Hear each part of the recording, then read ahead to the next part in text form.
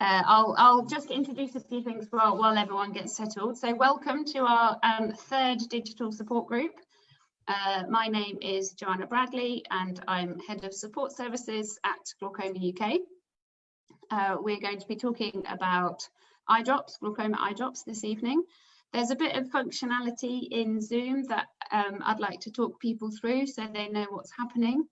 So if you kind of press your screen or wiggle your mouse, depending on if you're on a tablet or a computer, there should be some options that pop up at the top of the screen, so or the bottom of the screen. So some of them will be raise your hand. So if you would like to ask a question at some point, but you're not very fast at typing, you can raise your hand and we can unmute you and you can ask your question. If you are confident typing, what we would really like you to do is click on the Q&A button, not the chat button, the Q&A, and that's where you can type your questions. Laura and I will be able to see those questions and we'll sort of answer them as the session is progressing.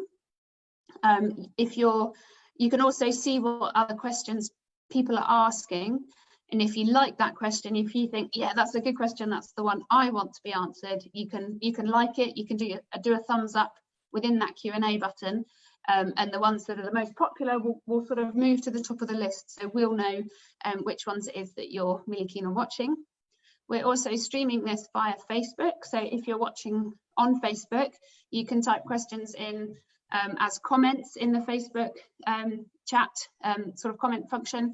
My colleague Philippa is ready to sort of transfer those questions into Zoom, keep an eye on those, or sort of help you out with things within Facebook. There's another bit of functionality, which is a poll. So I'm going to, that's another of these options that pops up if you press your screen or wiggle your mouse. So I'm launching a poll now. That's just to sort of see how much you know about glaucoma already, so we can see that over the course of the session, hopefully you'll learn something. So I'm going to launch the polling now. That will be open for about 10 minutes. So you can tell us what you know already. And then these are new sessions for us. This is our third ever digital support group, so we're super excited to be running them, but we want to make sure they work. We want to make sure that they're helpful for you, we cover the right content, and the technology all works. So there'll be a questionnaire at the end that we'll launch, and you'll get an email tomorrow to remind you. If you could fill in that survey, we'd really appreciate it, because it will enable us to learn more about how we can make these sessions really helpful for everyone with glaucoma or their friends and family.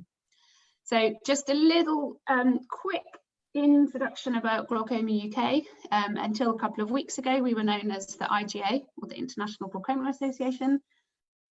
We do sort of 3 strands of activity.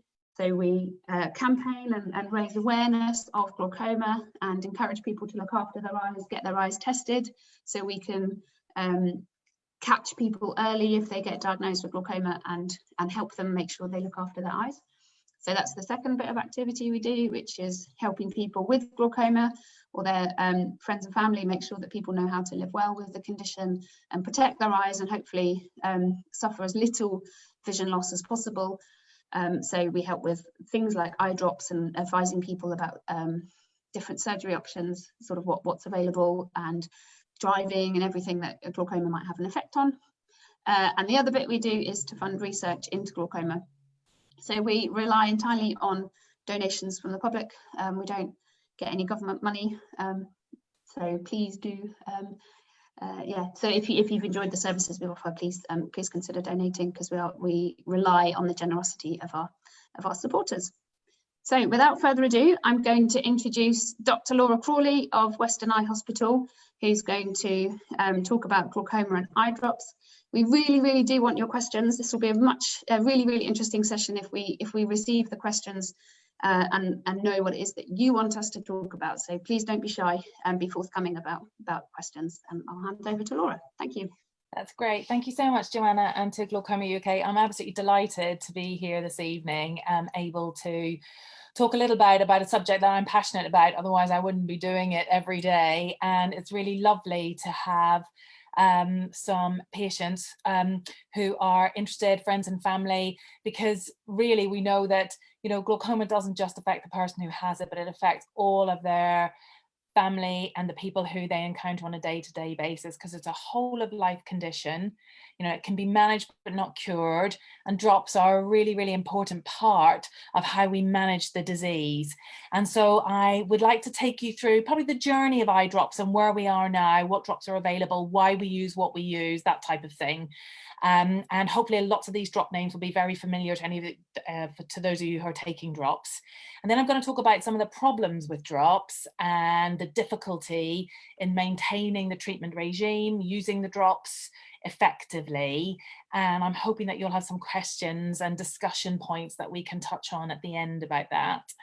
And then finally, just a few top tips, maybe hints, and sort of the latest development on sort of how glaucoma medical care is moving on, and what the sort of the bright shining new treatments are that are on the horizon. So let's just start with, first of all, glaucoma and pressure reduction. Now, I know Harry spoke last week about when people are newly diagnosed with glaucoma, and we know he talked about how pressure is important, but it's not the only thing that we look at, and that's absolutely right.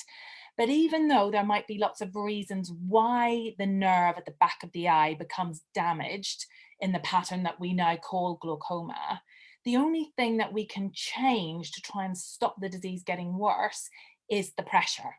So despite all the studies and clinical trials looking at other reasons, because some of the other theories, which you may or may not be aware of, is that the nerve becomes damaged because as it enters the back of the eye, the support around the nerve entering the white of the eye at the back is weak, and therefore the nerve then is potentially susceptible to a shearing force or a stretching force. That may be important in glaucoma, but we can't change that at the moment. So whilst we're still working on other ways as to how glaucoma can be treated, the only way we still have of managing the condition is to reduce the pressure. Now, pressure reduction is very powerful. And I really like this second statement, which is that a 20% reduction in your maximum eye pressure recorded reduces your chance of getting worse by 50%. So that's why, as glaucoma doctors, we get obsessive about measuring the pressure properly and knowing what the maximum untreated pressure was, so that when we're trying to monitor your treatment, we've got a really good idea of how much or what percentage reduction we have from where we started, because those figures are really critical in trying to reduce the risk of your eyes getting worse. And so I know we drive patients mad, and we drive the GPs absolutely mad by changing the drops here and there to get a little bit more pressure reduction, but it is because every millimeter in mercury pressure drop for a lot of patients matters. And so sometimes you have to fiddle around with the drops to get the right combination so you can get really good pressure reduction. And of course, the eyeball is a closed system. So the fluid is produced inside the eye in the ciliary processes. So that's in these yellow frondy parts that you can see on the diagram that are behind your iris. That's where the fluid is produced. And the fluid then drains round to the front of the eye where the drainage channels are. And the drainage channels lie where the iris, the coloured part of your eye, where that meets the wall of the eye. So in that, we call the angle, through all the 12 clock hours around the circumference of your eye, that's where the little drainage channels are that are clearing that fluid, hopefully to maintain a pressure that is good to maintain a healthy nerve at the back of the eye. So if you then think about reducing the pressure, the only way you can do that is either to increase the amount of fluid being drained by whatever method you can, or by turning down the tap. And so a lot of the glaucoma drops are based on that, either turning down the tap or increasing the outflow, and some of them will do both. And the earliest pressure reducing drop, or glaucoma drop, is actually pilocarpine. Now, we still use pilocarpine today in the clinic, particularly if we're doing laser procedures for glaucoma. And that's been around since 1875, and it's been used for some form of glaucoma management for all that time. So I think that's incredible that that drop is still on our pharmacy shelves today and still useful. But of course, in terms of your day-to-day treatment, virtually none of you will be using pilocarpine anymore. And you can see here that there are 4 main family of drugs. The beta blockers were absolutely revolutionary in their time in the 1970s. So they completely changed glaucoma management, where until then, a lot of the management was more surgical. And when these drops came along, suddenly there was a non-surgical way that was very helpful at reducing the pressure. But they were then superseded in the late 1990s by another fabulous class of drugs called the prostaglandin analogues, or PGAs. And very many of you, if you're taking treatment, you will be on one of these drops because they are first line management now when we're starting glaucoma patients on drops. And that's a reason which I'll come on to discuss shortly. But just to put you in the picture fully, the other 2 families of drugs are the alpha agonists. They've been around since the 1980s, mid 1980s.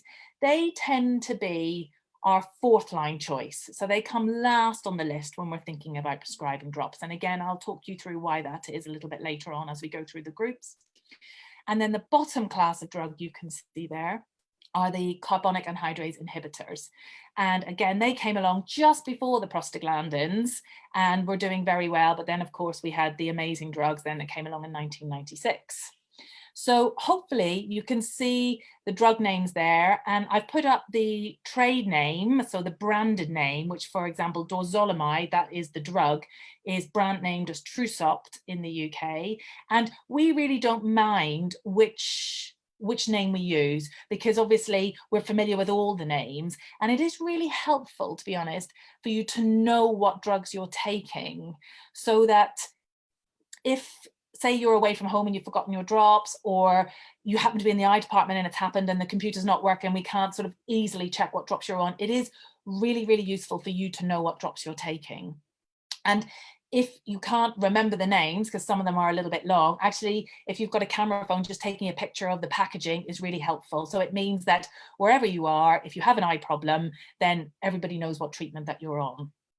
So that's one of the tips that I would say. And it's amazing, actually, how some people, I know as we get older, people take many, many more treatments, but sometimes, you know, you might say, oh, I take 4 white ones and 1 red one. And of course, that makes absolute sense to you. But for another practitioner seeing you, they wouldn't really know what that was. And particularly if we're thinking about changing drops, we need to know what you're on now and what you've had before so that we can make appropriate treatment plans. So let's go on to talk about the prostaglandin analogues. So the main ones in these families are Lumigan, Xalatan, Travatan, and I've put the pictures up here. Now, the one in the middle, the Xalatan, for those of you who've been on drops for quite a long time, what you may find is the packaging doesn't exactly look like this bottle. And this is because originally when the drugs come to market, only one manufacturer, so the research and development team that developed that drug and have the manufacturing rights to that drug, they are the only people that make that medication. And so the packaging and the bottles look exactly the same until the time that the patent for that drug molecule runs out. And if any of you have been on Xalatan for a long, long time, you may recall about 8 years ago, Xalatan, or latanoprost, ran out of its patent and exclusive license to Pfizer. And so lots and lots of different companies now have access to the drug molecule structure and can now manufacture it. And so suddenly we see repeat prescriptions coming back into your hand in different packaging, different bottles. It may not be as easy to squeeze, the plastic is different, it feels different when you put it on the eye, even though the drug molecule is the same. And the reason I want to highlight that now is because most patients who are on drops for glaucoma will be on one of these drugs. And it's not just Xalatan that is out of its patent or license now. A lot of the other prostaglandins are about to do the same. And I know that in my clinic, when a patent runs out and the packaging change and the formulations change, we get lots and lots of queries coming back into clinic saying, I'm not sure this drug is right. Is this correct? It feels different. You know, I think I'm allergic to this one and not the other one. And that's because the drug might be the same in the liquid, but the other bits that suspend the drug in the liquid may be slightly different depending on who's manufacturing it now. So it can feel different, and it can be more challenging to squeeze the bottle because there's a different plastic manufacturer for each brand. So be interested to hear if any of you have had difficulties like that.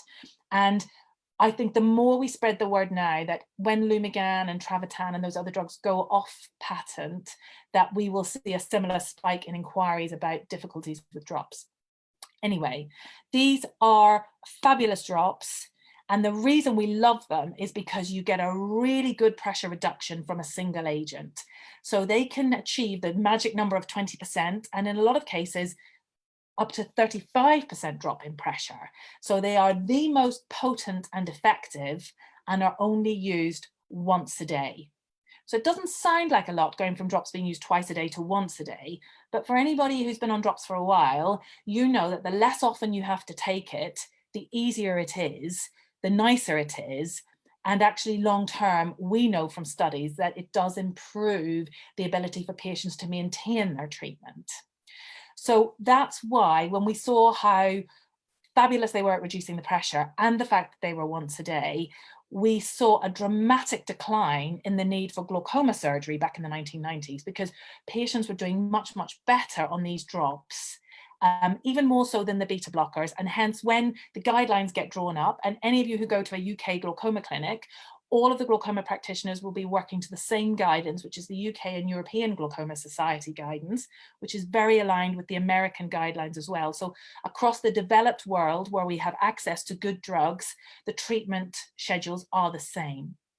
Now, of course, where the drops are effective, we also want them not to cause too many side effects. And that was one of the other pluses about prostaglandin analogues, is that they're very well tolerated. They don't tend to cause any major problems inside the body, so no problems with hearts and lungs. Any of their side effects that people do see, and I'm particularly talking about the eyelashes growing long, a lot of patients quite like that. Certainly women who are putting the drops in, if their eyelashes grow longer and darker, quite often love it, as long as it's not touching the inside of their glasses. And men often don't notice. So it's interesting that when this molecule was first discovered, there was some excitement because they thought it may work on the scalp and help with male pattern baldness. Now you can imagine how revolutionary that would be if you had a liquid that you could rub on a bald patch on the head, and then suddenly the hair would grow. That would have been absolutely transformative, we know, for lots and lots of men as they get older. But unfortunately, the receptor was different. And so whilst there was a lot of hope for that, actually it never turned into a good treatment for baldness, but it is available as a cosmetic treatment for people who want their eyelashes to grow longer. And we do often see some people who might say, oh, you know, my granny has these drops that make her eyelashes grow longer. Is it possible for me to have a prescription because I'd like them to sort of treat myself to make the eyelashes grow longer? Now, of course, in a medical situation, you cannot do that, but privately, and particularly in America, it's a very, very popular way of transforming the eyelashes. So that's just a by the by, but it's one of those side effects that most people don't mind. It can, on the other hand, cause a bit of dark circles around the eye, and I put the picture up here for you to see, and that's less pleasant, I think, but that doesn't happen to everybody. But other than that, really, really fantastic family of drops, work really, really well, and as I say, once a day, and a massive drop in glaucoma surgery when they came out.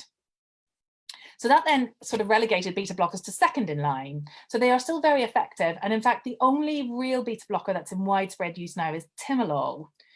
Beta-gan was very popular in the 1980s and early 1990s, but just last week we had notification from the manufacturer that they weren't going to make it anymore. And we still do have some patients who've liked their beta-gan their whole treatment career and would like to stay on it, but we're going to struggle now because it's nigh on impossible to get it. Once the stocks that are available run out, there is unlikely to be a new manufacturer who will take on this drop. So if any of you are on beta-gan, that's one of the things to think about. Now, they are also very effective, 20 to 27% reduction in pressure, but the vast majority of beta blockers have to be taken twice a day. Now, there is a gel formula, which has been around for about 5-6 years now, called Teopex, which is timolol drop, but Tiapex is the brand name for this particular longer acting beta blocker, and that is only once a day. So I quite like that one. If I'm going to prescribe a beta blocker, I would usually use Tiapex first, because again, I want to make it as simple as possible, and so that you have to put the drops in the least number of times as possible. It's important, if your doctor's discussing a beta blocker with you, that you and they are aware that they're not generally that suitable for patients who have active asthma or chronic lung disease, because beta blockers can cause spasm in the airways in the lungs, bronchospasm. And it's one of those things that can be a bit frustrating, because if the beta blocker is working really, really well, but a patient says, oh, you know, I'm wheezing an awful lot more, or I'm using my blue inhaler a lot more, then we have to stop it. You know, you can't really carry on with it, because that's not very good for long-term lung disease. It can also slow the heart rate a little bit, and it lowers the blood pressure. So if we have patients coming to the clinic who already have quite slow heart rates because they're taking oral medication that slows down their heart rate already, we may think twice about a beta blocker. But if we think, okay, well, look, I do think this is the best treatment for you, we can try and reduce those side effects by blocking the tear ducts, which is how eye drops then get into your nose and into the back of your throat, where they then become absorbed into the bloodstream. And that's how they have their systemic effect, so the bronchospasm and slowing the heart rate. So there are cases where if you put the drops in and you block the tear ducts, then you can stop the beta blocker sort of accessing the system by 60 to 65%. And that can be really, really helpful for some patients who don't really want to stop the beta blockers. Now, when you're blocking the tear ducts, this is my other top tip, you need to be in the right place. So if you look at the pictures, the little openings to the tear drainage hole are about 2 millimeters away from the corner of your eye. So we don't press on the bridge of the nose. We press where the two eyelids meet, and you need to hold your eyes closed with your fingers, gentle pressure, it doesn't have to be very hard, for about 3 minutes. Now, 3 minutes is quite a long time, but if you're sitting and you're having your cup of tea, put it down, block off your tear ducts after you've put your drops in, and then you can either listen to the news until 3 minutes have passed. But that is a tip, especially also if you taste the drops in the back of your throat, and that can be really unpleasant sometimes, whatever the flavor of drop, then try blocking the puncture, because that can be really helpful. So if we move on to group number 3 now, these are the carbonic anhydrase inhibitors. So as I say, there are 2 drugs in this group. It tends to be 3rd or 4th line, and that's because they're quite effective. So about 17 to 20% reduction in pressure. They have to be used 3 times a day if we're following the prescription instructions accurately. But in practice, most doctors will prescribe it for twice a day, because 3 times a day becomes very difficult to manage. But some of you may be very good and able to use them 3 times a day. The problem with these drops is not only how often you have to use them, but it's also the fact, particularly Trusop, that it stings quite a bit. So Trusop is slightly acidic in the solution, and that's why as soon as you put it in, you get a lot more smarting and discomfort than with some of the other drops. Now, its sister drug, Azopt, doesn't sting quite so much, but brinzolamide or Azopt has to be delivered in an emulsion. So this is the bottle, the only bottle really of white drops, and it's the brinzolamide molecule. If somebody says, oh, my drops come out white, then instantly we know which of the drops they're on. And some people don't like that. Not that putting the drop in is more uncomfortable, but it can leave a white residue either down by the nose, or if it trickles out the side, down the side of your face, and that can irritate the skin a little bit. So interesting to hear if any of you have had difficulties with that with the drops. But you know, we do have to use them, and usually by the time you're on to 3 drugs, we are already thinking this is a temporary measure whilst we plan something else, and that might be laser or surgery. So as soon as you're getting into 3 or certainly 4 drugs, your specialist will be thinking, I need a longer term plan that doesn't just involve drops. So let's cover the 4th family of drops now. So these are the alpha agonists. There's really only 1 drug in this family that you would be prescribed to take home, and that is Alphagan or brimonidine. The sister drug, iopidine, is used when we do procedures in the hospital, but we don't generally tend to prescribe it for people to take home, because it doesn't work for very long. So it works for, you know, weeks at a time, but it doesn't usually work for months at a time. And the reason this is normally 4th on the sort of hierarchy of prescriptions, and it certainly is in my practice, is because there's a reasonably high rate of allergy to alpha-GAN, to the actual molecule brimonidine, and it's about 15%, and that's much higher than the other drops and the other drug family. So that's why it tends to be fourth on the list for a prescription, but it is quite effective. Now, the other thing, and I'm sure lots of other glaucoma specialists have talked about, is because glaucoma is a whole of life condition, like high blood pressure, like diabetes, we know from studies that only about 30 to 70% of patients who are prescribed medication for a chronic health condition actually take it as prescribed. So if you think to pre-COVID, when you're sitting in that overstuffed glaucoma waiting room, potentially only 1 in 3 people are actually taking their drops. And I think that's quite a thing to come to terms with. And so we really need to know what is it that means that 2/3 of patients can't take drops, and how can we improve that so that more and more people have better glaucoma control and less impact of the disease and the treatment of the disease on their life experience, their day-to-day activities, and what they want to do and like to do. And also, when we newly prescribe drops, about half of people will stop the therapy within the first few months. And that's a big problem when the condition that you're trying to treat, patients can't self-monitor. It's not like eczema where you can look at your skin and say, oh, I've had quite a good few months, but now my skin's really bad. You won't know that your glaucoma is getting worse. And if you notice it, it's almost too late to do anything about. So it's quite frightening sometimes to think that, it's the complexity around taking drops every day means that a lot of patients can't stick to the schedule that we've prescribed. And we have got to do better as a community, both patients and the people who are prescribing the treatment, to try and improve that. It's also interesting to know that after 5 years, about 40%, so 4 in 10 patients who come to the clinics will need 2 or more medications to reach that magic reduction of 20%. So 60% will only need 1 drop, and that's fantastic, but 4 out of 10 is a not insignificant number. And so to then have 2 bottles is not that difficult, but the pharma industries listen to this. And so what they now provide are combination therapies. So we can take the prostaglandin, put it with the beta blocker, and 20 years ago, those would have been separate treatments, but now they come in 1 bottle, like the Ganfort, the Duotrav, the Tafloprost. And so when you see 2 drug names on your bottle, it means you're getting 2 drugs in the 1 bottle, and often those drops have to be used once a day. So it's still 1 bottle once a day, but 2 drugs. And combination therapies, again, were another huge milestone forward in treating glaucoma. So now those 4 drugs can be combined into 2 bottles, 1 once a day and 1 twice a day, and that's your maximum medical treatment. And 8 years ago, that was impossible. You would have been on 3 bottles or more. So for those of you who are still struggling with multiple bottles, it is worth discussing with your specialist whether you can reduce those numbers into the 2 bottles to make it easier to take your treatment.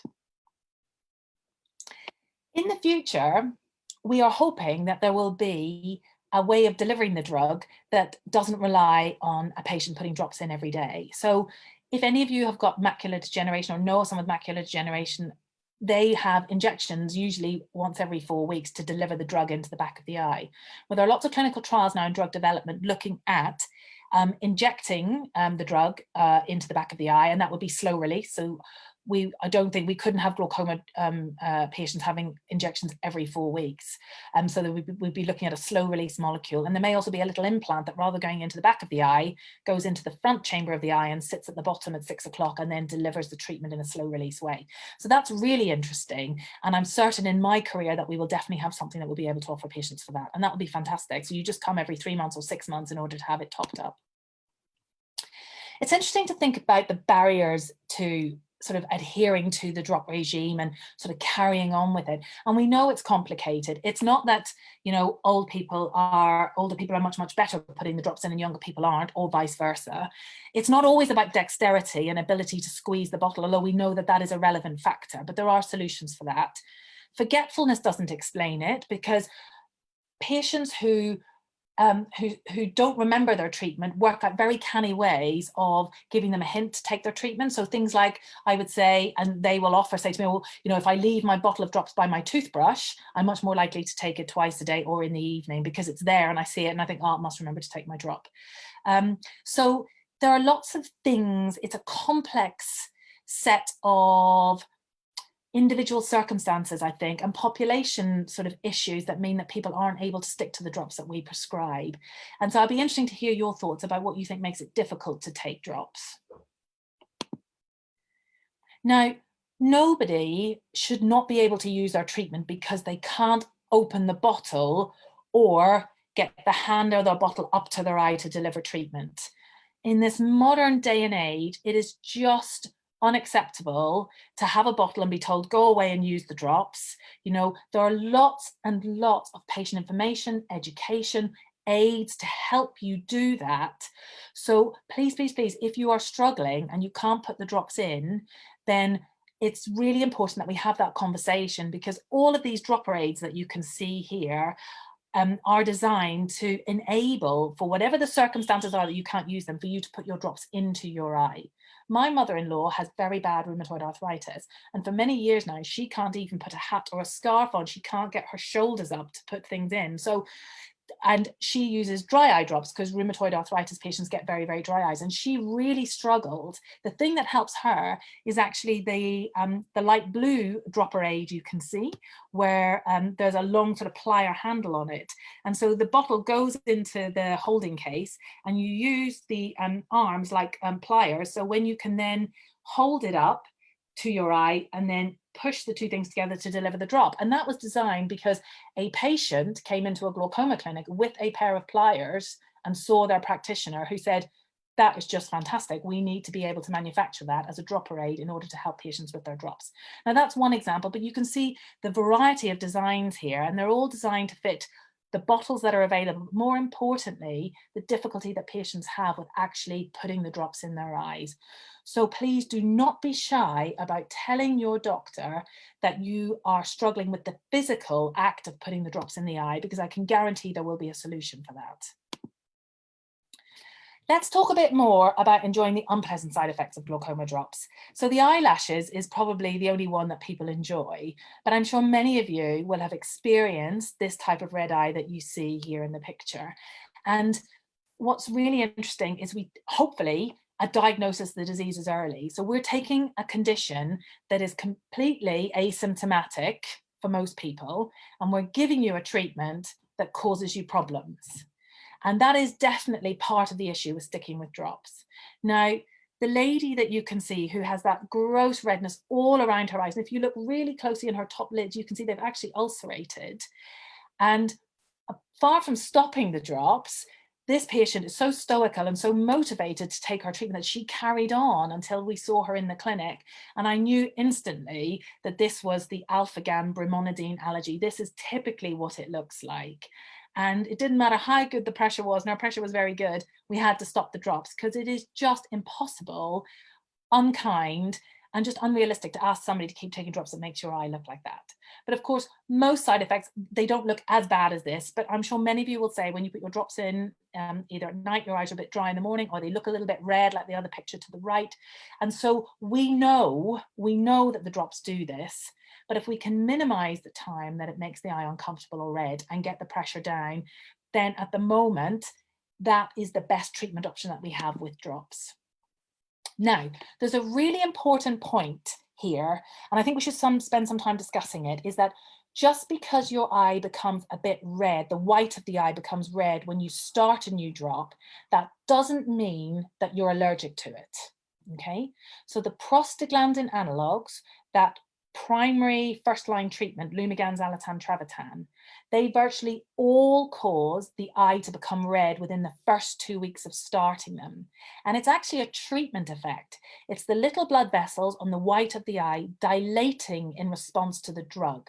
So it's not that they're allergic to the drug, but they are dilating, hopefully to help carry fluid away to bring the pressure down. And that initial 2-week redness usually settles down if you get beyond 14 days, sometimes a bit longer, but usually after 14 days. So it is really important that if your doctor is prescribing a prostaglandin analog, that we tell you to expect the eye to be red and that it's not allergy and please don't stop it. But if you know friends or family who've had the same issue, you know, please do spread the word that the vast majority of that initial red eye is a treatment effect and not true allergy. True drug allergy is actually much less common. It's about 10% of all the red eye that we see. 90% for prostaglandins is just due to the treatment effect, but 10% is proper drug allergy. And the usual suspect is alpha-GAN, followed in second place by timolol. So those are the two drugs that tend to cause proper allergy, and particularly alpha-GAN, it can take 3 months for that allergic reaction to emerge.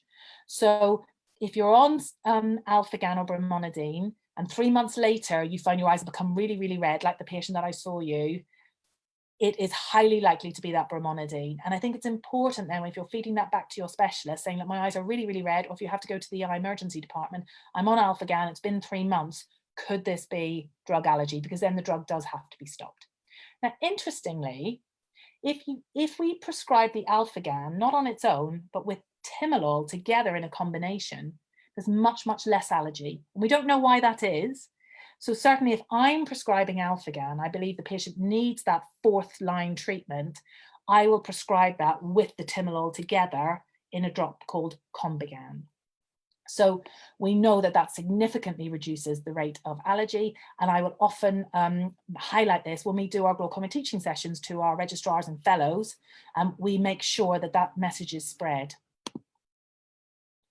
And the other thing to talk about, of course, we've already touched on it briefly with the Xalatan story, is that the drug itself you might not make an allergic reaction to, but there are other things in the liquid that help to maintain the stability of the molecule, make sure it is stable in different sort of heats and environments. And those are usually what we call preservatives. And until very recently, benzalkonium chloride was the main preservative used in all glaucoma drops. And what we find is that the more years that you use your glaucoma drops, you get this buildup of preservative, which causes a different type of reaction. So if you look at the skin changes in the patient where the eyelashes have been pulled down because the skin underneath is so tight, because it's contracted, it's reacting to the preservative, it's actually making the eyelid turn all the way out. So when a patient puts their drops in, a lot of it is now spilling onto the surface of the eye even more because it doesn't stay on the eye, and it also reduces the treatment effect. And we know if you get that eczematous reaction around the eyelids, it's highly likely to be the preservative and not the drug. So if the drug is working, we can switch things to a preservative-free or benzalkonium-free formulation, which will hopefully get rid of all the skin changes. That will go back to normal if you stop the preservative, so that your face looks more normal again and becomes easier to take the treatment. And also it should cause less stinging because you've got something that's preservative-free. Now, if you look at the other picture, sometimes the signs of preservative sensitivity are a bit more subtle. So if you look really carefully here, you can see that the blue part of the eye is blocked at the bottom by some tissue. And that's the conjunctiva, so the lining on the inside of your lid. In this case, it's become so swollen that it's risen up like a loaf of bread because the preservative has irritated it. And so every time that patient blinks, it becomes more irritable, and the conjunctiva then becomes more swollen. And so then it starts to spill over onto the lid. So these are particularly extreme versions, but it's really important that if the preservative is causing you a problem, that we switch you to preservative-free medication, and we then tell your GP and your pharmacist why we have done that. Because one of the other common complaints is we will prescribe preservative-free options, but then when it gets to the community prescriptions, sometimes the default is to switch back to preserve. Now, maybe that's because we haven't made it clear enough, or the database, when it's updated at your GP surgery, doesn't record the preservative-free option. There are lots of reasons why that might happen. But if you're on preservative-free medication, check very carefully when you are handed the bag of treatment or it's delivered that it is the preservative-free formulation, because they do exist. They are not vastly more expensive than the preserved alternatives, and we should be using a lot more of them. I'm mindful of the time because I want to leave some time for questions. So preservative-free versions exist for nearly every glaucoma drop. Now, there's just a few that don't, but for the vast majority, there will be a preservative-free option. Now, lastly, I want to come on to something else. So with the red eye, we often say, okay, the glaucoma drops made your eye red, but it can be a chicken or egg situation where some people are quite prone to red eye in the first place, and it's just that the glaucoma drops make that worse. So I hope many of you have heard of blepharitis or ocular surface disease.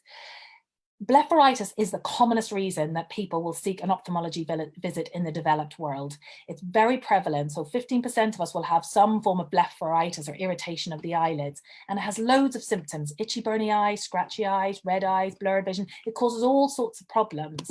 And if you look at it under the slit lamp, this is what we see when we see blepharitis, but when you look in the mirror, you can't really see anything at all. We see these flakes along the eyelashes where the skin is it's getting stuck in the eyelashes, which are a bit oily, and then those flakes then fall onto the surface of the eye, making your eyes sore, make you want to rub them. So when you then put your glaucoma drops in, which cause a bit of irritation as well, you can see how that cycle builds to make it much more difficult to continue to take the drops. And this picture here of the little beads, this is actually the oil glands that run along the lid margin. There are about 50 on the top and 50 on the bottom. Each one of those openings has a tunnel behind it, and the tunnels can become blocked, a bit like teenage skin becomes blocked across the pores, and they get sort of whiteheads and blackheads. Well, the same thing can happen around the eyelids. And the tears now are starved of oil, so they're very thin. They're just made of a very thin watery substance. So that tends to dribble out. But your doctor's telling you your eye's dry, and you think, well, how can it be dry? I've got all these tears running down my face. But it's dry because there's not enough oil to hold the tears on the surface of the eye to nourish your eye and make sure that the surface of the eye, just like well moisturized skin, is plumped and ready to accept the treatment. So blepharitis treatment, especially if you've got glaucoma, is really important too, because it helps with the tolerability of the drops. So my take-home messages are, there are 4 main drug families. Go and have a look at the bottles of drops that you're on, and hopefully now you'll be able to say, oh yes, that's from that one, that's from that one. The combination therapies, you'll be able to see the 2 individual drug names on there as well. It's important to use the drops at roughly the same time each day. So if it's prescribed at night, please do it at night rather than the morning. If you forget that night, then put it in the morning, but then put it in again in the evening so it gets you back on track. And I think routine is key. So the thing of leaving it next to your toothbrush or your hairbrush, something that's going to give you that little reminder spark.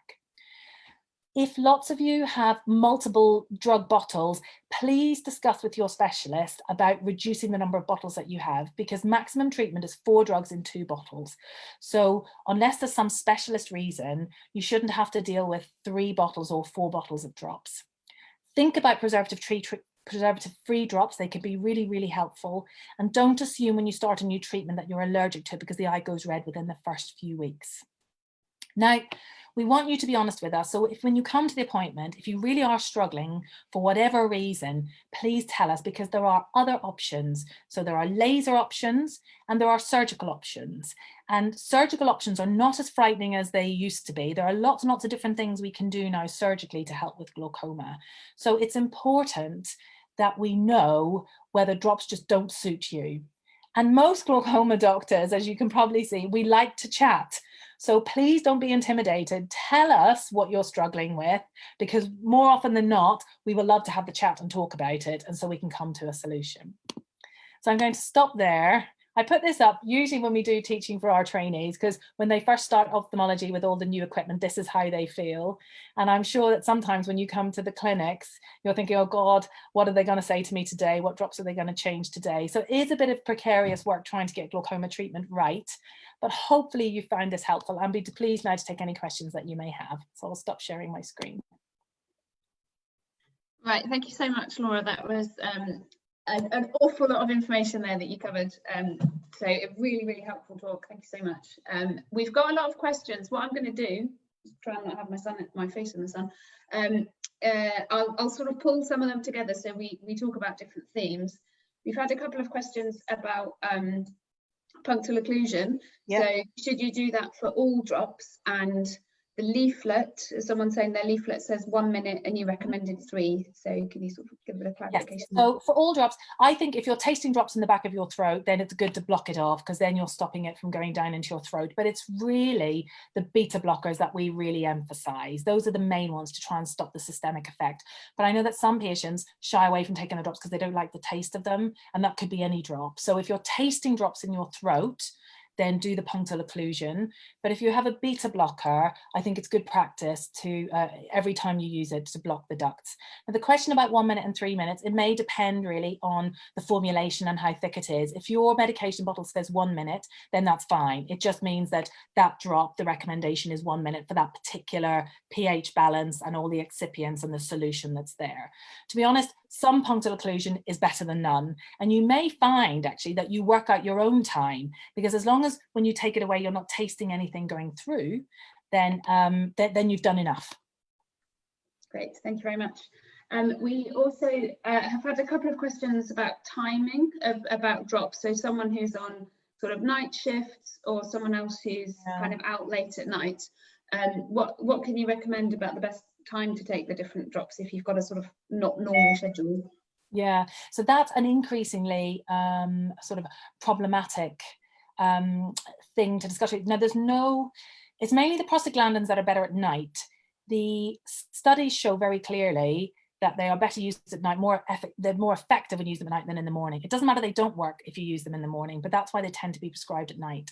If you do night shift and your day is absolutely the wrong way round, then you can do it in the morning because that's when you're going to bed and your normal circadian rhythm may have adjusted to that. But you can only really do that if you're doing sort of long sort of stretches of night shifts. If you're doing 2 days on and 3 days off, you're better, in my opinion, then doing it at normal nighttime. So bedtime, sort of 10 o'clock, 11 o'clock for most people, rather than when you're going to bed after your shift. But if you do sort of 4 night shifts a week, then you may be better off doing them when you go to bed in the morning and maintaining that through the weekend or whatever those 3 days off are.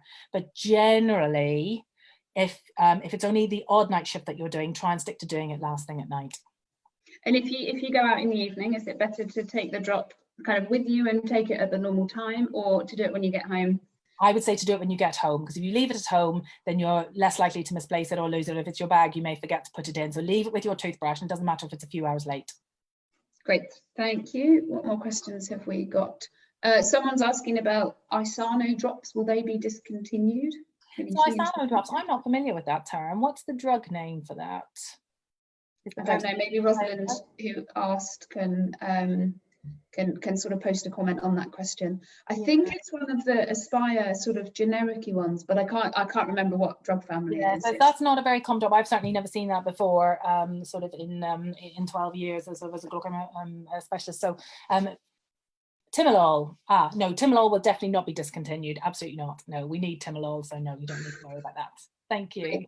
There's a few different questions about people who are sort of getting irritation and soreness, or someone who's got a sickly feeling. So if people are kind of really, really struggling, can you just sort of summarize the best thing to do? Yeah, so I think if you're struggling, there are lots of reasons as to why it might be irritating. So if you've got blepharitis and dry eye, that has to be managed. So we need to, there's lots and lots of information on blepharitis about how to improve the quality of your own tear film so that the base onto which you're applying the drops is as healthy as it can be. So we have got to sort of address that and make sure that you are aware of a regime that will help the surface of your eye cope with the drops a little better.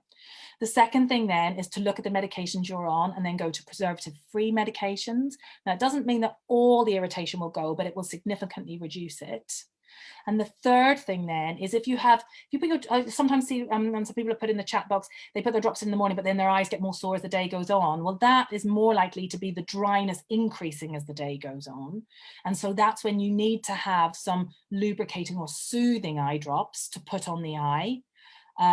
Because it's unlikely to be the glaucoma drop from the morning, sort of late in the evening, all on its own, it's giving you the problem. It's that your eye's dry as well. So you should have some lubricating drops or dry eye drops of gel in order to plump that surface and reduce that irritation and that feeling. And having irritable eyes, for people who've never had it, they don't really understand what it's like. If you've got a sore swollen ankle and you sit down and put it up, it becomes less bothersome.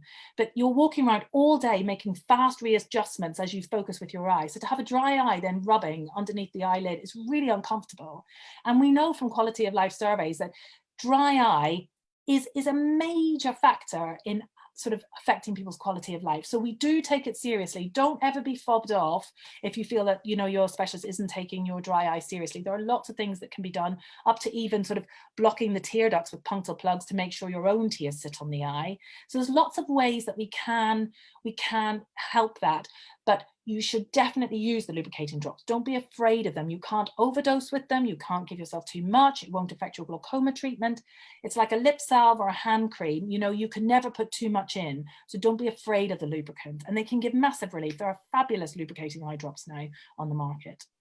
Great, love it. Just to reiterate, if you are struggling for some reason and your appointment, it's quite a long time till your appointment, don't forget that our helpline is available, and we can talk through with you what Laura was saying about the different aids that you can get in your eye to help the eye drops go in your eye. We can help you with those as well. We can help you with dry eye. So do get in touch with us as well if your sort of appointment is a long time away, and you don't really want to wait that long. You can contact the hospital, or you can come direct to us. There is always help available. Don't ever think I've just got to put up with this, there's nothing I can do about it. Your doctors or us can give you a bit of advice. Yeah, great. Well, then another question which I thought was good was important one from Karen. Do you mind if I just answer that one? No, go for it. Important. So thank you, Karen. It says, can I use my Preservative drops in the eye that has had a bleb operation to ensure the eyelashes grow the same as the other eye? So if you're not putting any drops in that eye because the bleb is working well, please don't put the Lumigan in that eye, the Preservative. So when you have a bleb, anything that makes that eye red and inflamed can cause that bleb or that outflow to scar down. So we're very fussy. We do not want preserved eye drops in an eye that we've done a beautiful operation on and you've got through 3 months of intensive clinic appointments and steroids to then be undone by putting preservative in the eye. What you can do, if your eyelashes are very different, is put it on a cotton tip and run it across your eyelashes once a week. So that way it's not going on the eye, but it can help the eyelashes to grow, because it does look a bit odd, to be honest. Sometimes you've got very long eyelashes on one side and short ones on the other side. So please do that, but don't put the drops on the eye. Great, thank you. And another one about, I've got 2 different Preservative drops from my chemist. One is from different suppliers. Does it matter? I know we get a lot of questions about. Yeah, and you know, that's why I'm saying when Xalatan changed and just became generic latanoprost, there were about 20 different bottles and it caused all sorts of confusions. And this is what's going to happen again. So the Lumigan drug will be exactly the same. So the treatment effect should be exactly the same. But if you notice that one brand causes you more irritation than the other, it's worth asking your pharmacy to order in the brand that you like, or the packaging sort of bottle that you like, because they will be able to do that, providing that the supply is okay. And the drug is exactly the same. It's just the other liquid that it's suspended in can be slightly different. Okay. Do you want to have a look at the questions in case there's any you think are particularly? Yes. So yeah, I've had to change drops several times due to allergy. Now I'm preservative-free Ganfort only for a week, but I still appear to have a reaction around my eye. So for that, I would say if you're on preservative-free Ganfort and you've only just started on it, it may just be the hyperemia and reaction to the drop. If you can get beyond 2 weeks and it still persists, then we do have to look at that's a drop intolerance. So, and there are some patients where we've been through all the drops in various combinations and at different times, preservative-free and not. And nothing is tolerable. And I have patients like that. And that's where we really then need to be thinking about other options. So it would have to be then, it's not a medication option anymore. We're then talking about laser and possibly surgery. But as I say, surgery can sound scary, but actually some of the, what we call, some of you may have heard, phaco plus or minimally invasive glaucoma surgery, MIG surgery, that is not quite as big as having a trabeculectomy. And so not all surgery needs to be frightening, and we can have sort of, you know, proper conversations, and when we see you, just to explain all of the different options. There's another good one here which says, I'm usually given Opti Fusion for dry eyes, but my patient's given me Xelan. I'm worried I'll get a reaction. Is Xelan the same as Opti Fusion? Well, the answer is they're not exactly the same. So it's similar in that it's a lubricant. Both of those are excellent lubricants because they have the extra little molecule in them, which is hyaluronate or hyaluronic acid. So that molecule is what's used in cosmetic filler. So when you see the pictures on the glossy magazines of the big lips and the big cheeks, that's because they've had hyaluronic acid injected. Well, hyaluronate existed before that as a good lubricator. So it exists in dry eye drops as well. And those ones are particularly good for lubricating the eye. So I like to see dry eye drops with hyaluronate or hyaluronic acid in them, and both Xalin and Opti Fusion have that. They're just different brands, so it's fine to use them interchangeably. But again, if you find that you have a lubricant that you like and works better for you, it's a bit like toothpaste or face cream. We all have our favorites, and when you find the one that you like, you tend to get quite attached to it. So if you've got a good one that you like, try and keep using that one. But they are very similar. So just to interrupt ever so quickly, I'm going to relaunch a second poll now, which is asking where you've got to. So a new poll, same questions, but just if you could just let us know if you've got something out of this. The other question that I like, Laura, was about what to do. Can you put more than one drop in if the first drop doesn't go in properly? And when I put my drops in, a bit flows in on the side, is that a problem? So just a bit of advice about actually. Yeah, I think that's really good. Thank you for highlighting that. So if you put a drop in and you're convinced it hasn't hit anywhere on the eye or in the dip here, then yes, you should put another one in. I would say more often than not that you will get some overspill when the drop hits the eye. And that's because just as we come tall and short, the space down in the depth between your lid and the eyeball varies between different people. So some people have quite a big space and so will accept all of the drop.